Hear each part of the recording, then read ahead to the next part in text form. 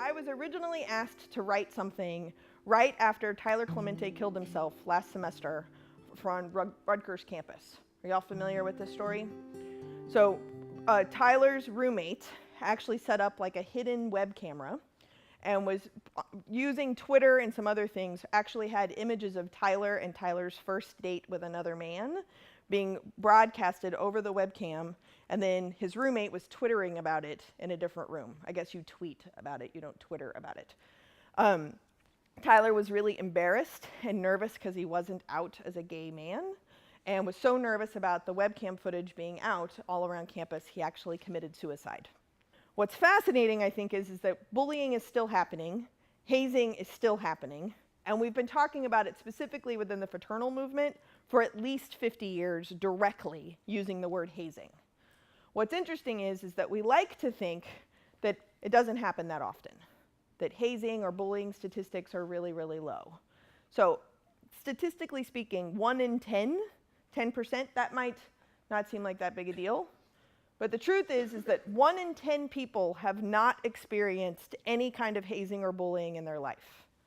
Only 1 in 10. That means 9 in 10 have. What I think is important to understand when we talk about dismantling hazing or bullying is that it really is like a light switch. It's either on or off. It either is happening or it isn't happening. It's not a secret.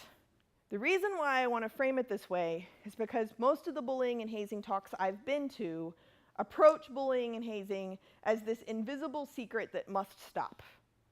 And what I think is really interesting is that I don't think it's invisible, I don't think it's a secret, and I do think it needs to stop.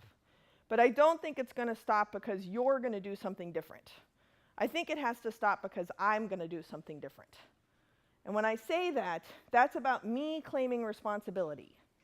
And that's me asking you to do the same thing. If we look at it only externally, it seems really complicated and a mess. Which I'd like to point out, on Facebook, we can deal with it's complicated. But in real life, we want it to be black and white. But when you look at your individual responsibility relating to bullying and hazing, I think it really is this simple. The first thing is really just to take a stand. I think that in our hearts, nobody wants to inflict pain on another person all the time. I think that sometimes we get angry or sometimes we get frustrated, but I really don't think that that's what it's about. I think some of us have made mistakes. Some other people have made mistakes and it's hurt us.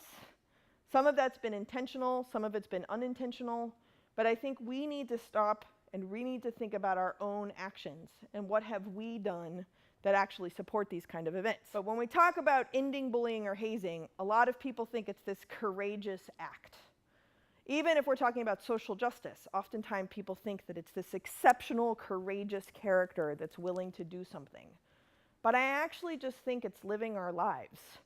I don't think we have to have any special training or read any special books or have a certain number of members in our organizations or a certain number of friends on Facebook to actually make a difference. I think what we really have to do is really just claim our own responsibility. When there's graffiti or flyers are ripped down or something happens on campus that's like a bias-related incident, what ends up happening is usually the president or the vice president of communications or something sends out a memo that says, this kind of behavior is unacceptable on campus, and I really hope it doesn't happen again. That's a good summary. Are you familiar with what I'm talking about? Even if it happens county-wide or in Arcata, there was an incident in the bus system, so the city mayor of Arcata put out a statement that we regret that these events occurred, and we hope they never happen again. It's very similar when members of Congress say something terribly offensive and say, I apologize to anyone that was offended. Do you see how none of those things are actually claiming responsibility? I'm really sorry if I said something that offended you, but I don't really think it offended anyone else. I think you were just a delicate flower, so I guess I'm sorry. How's that feel? Genuine, authentic, like I've learned my lesson? No, right? Because I haven't. What I've done is I've made you the problem and I'm good. We have to claim responsibility for that. Within your individual chapters, if you can't keep a certain kind of student or certain kind of member, there's a reason there.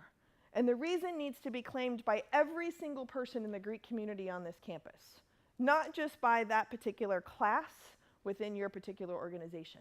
It's bigger than that. I'm not about eradicating humor. I'm about interrupting insensitivity early. I've actually taken a hate crime training, the difference between a hate crime and a bias incident. A hate crime is literally an illegal act. And the illegal act is occurring because of some bias in existence. The person who's actually doing the illegal act has a bias, and that's the motivation for the illegal act. That's a hate crime. Are we good there? When we get to bias incident, we don't necessarily understand how that's different, because a bias incident doesn't have to be illegal. It doesn't even actually have to have a moral argument connected to it. But a bias incident is just against what you stand for. And some of the things that come up in your judicial system aren't actually illegal. They're just against your organization's standards. Do you see how that works? If we can interrupt the behaviors at that level before it actually gets illegal, then what happens is you're stopping a pattern, and you're claiming responsibility for those particular activities or events or words or slangs or whatever. You're claiming responsibility for the impact on your community. We agreed to live our life to a higher standard for the rest of our lives.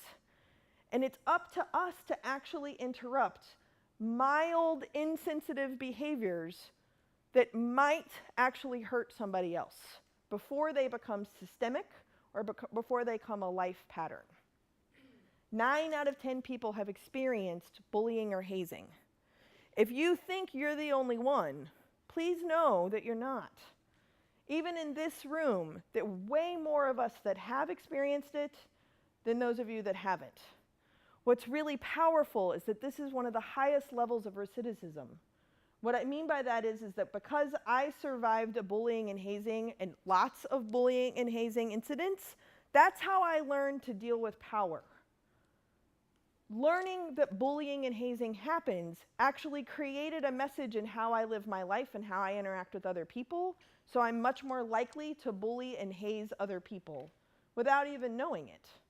I started coming up with all of these different memories of my own bullying, my own experiences where I was the receiver of bullying or hazing.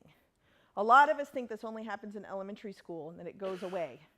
But what's interesting is that it happens your whole life. It happens in your workplace, it happens in your relationships, it happens with your friends, it happens in your chapters, your organizations, it happens at Wild Berries. Thanks to Facebook, I actually was able to snag these 2 pictures. This is me, the snowman. I had just started my new professional position at a university. I started December 14th. This was the winter party for the Multicultural Center on that campus. Because I was working specifically for LGBT and women students, I was the director of both of those centers. My coworkers assumed that I did not identify as a Christian, and 2, wouldn't know who Santa Claus was. So they wanted to include me somehow in the winter party that was overtly Christian in nature, which, side note, I think that's fine. If you're going to have a Christmas party, have a Christmas party. Don't call it a winter party and it's actually a Christmas party. Just have a Christmas party and say it's a Christmas party and know that not everyone wants to come. What's interesting is, and what you can't hear in these pictures, is that my coworkers were calling me a dyke while they were doing this.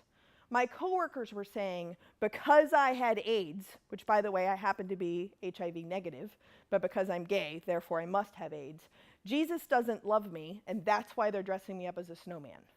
They were whispering that to my ears while they were dressing me up as a snowman for almost 2 hours. These are grown adults with master's degrees. This is probably one of the most humiliating days of my adult life. The reason why I want to share this with you is that if we don't start sharing the stories of what it is that we've actually experienced, I don't want to be ashamed of this anymore. This wasn't my idea.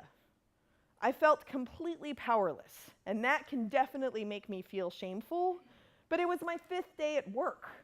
I didn't really know that I could, retaliate or who to talk to. I certainly didn't know the university systems enough of how to respond or to tell them, this is not appropriate. And I can tell you it hurts, even though I never bled. I didn't get a single paper cut. But you can't tell in this picture because I have a giant carrot nose, but I'm actually almost crying in this particular picture. I'm not doing this so that you feel sorry for me. I'm fine. I have a shrink. She's got job security. I'm sharing it because we don't talk about this stuff. I need to understand that this happened to me, and that if I don't actually acknowledge this, imagine what kind of supervisor I am when I finally have power over a new employee. Now, I might not actually dress them up as a snowman, but if I don't acknowledge that this hurt, chances are I'm going to do something to them. The reason why I think it's important is that nobody's perfect. None of your sisters are, none of your brothers are, none of your founding fathers were, and you're not. If we start claiming our own responsibility around the intentional or unintentional pain that we might be causing other people, I think that actually will dismantle this system of fear that we've been operating on. When we talk about bullying and hazing, it's 9 in 10 people. But what would happen if 9 of 10 people in this room actually claimed some responsibility that they might have unintentionally done something? So what if we actually just paid attention 10% of the time? What if 10% of the time we actually took a stand and treated every human being we come in contact with like our brother or our sister? What if 10% of the time, every human being we come in contact with, we actually just automatically listened to and respected? If we did that 10% of the time, I think we'd actually make a pretty significant difference. It's important that we realize that I'm going to do this, you're going to do this, we're all going to do this, we have to do this. It's going to take all of us to actually make any kind of difference anyway. Title of this particular talk is Mean It, the meaning of everyday actions. And the reason why I call it that is because when we're talking about bullying or hazing, it's not something special you do just during ritual or just during new member education. Bullying and hazing is something we do all the time. And if we can pay attention to it 10% of the time, that's 10% less of the time that we're oblivious to it. It only takes 10% for it to actually even become a habit. We have to start doing it now. If you don't know how to create brotherhood or sisterhood without embarrassing and really actually hurting someone that you're claiming to love, I don't think you're a man or a woman. I think you're a wimp. And I think you're using letters to make yourself feel more powerful, and you're actually a jerk. If you can't define brotherhood and sisterhood out of a place of love and respect, then it's really hard for me to respect you as my brother or my sister. So if anyone can tell you this, please know that I respect you, I respect your education, I respect your future, and I respect you as my brother and my sister. Thank you for making me proud to be from Humboldt. Thanks.